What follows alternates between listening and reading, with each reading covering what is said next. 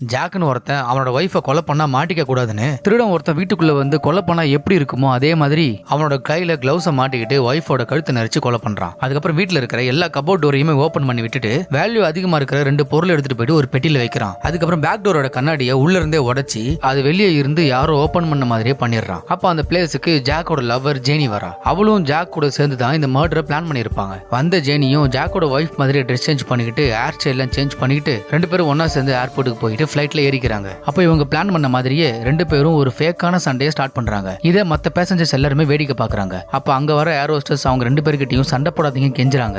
அப்ப ஜேனி அவ பிளான் பண்ண மாதிரியே அந்த சண்டையை பெருசாக்கி இனிமே நான் அவங்க கூட வரவே மாட்டேன்னு சொல்லிட்டு ஃபிளைட்டை விட்டு வெளியே போறான். இப்ப ஜாக் பிளான் பண்ண மாதிரியே இவன் இப்ப ஒய்ஃப் கூட இருந்தான்றதுக்காக நிறைய ஐ விட்னஸஸ் இருக்கு. அதுக்கப்புறம் ஃபிளைட்டை விட்டு வெளியே வந்த ஜேனி ஃபிளைட் போறதை பார்த்துட்டு அதுக்கப்புறம் ஏர்போர்ட் விட்டு வெளியே போய் ஜாக் வீட்டுக்கு போயிட்டு அவ போட்டு இருந்த ட்ரெஸ்ஸை டோருக்கு வெளியே லாண்ட்ரிக்காக வைக்கிறா. இப்படி பக்காவா பிளான் பண்ணிட்டு ஜாக் ஒரு ஐலாண்டுக்கு போயிட்டு அவன் வீட்டுல இருந்து எடுத்துட்டு வந்த வேல்யூபிள் ஐட்டம்ஸை கடல்ல போட்டுறான்.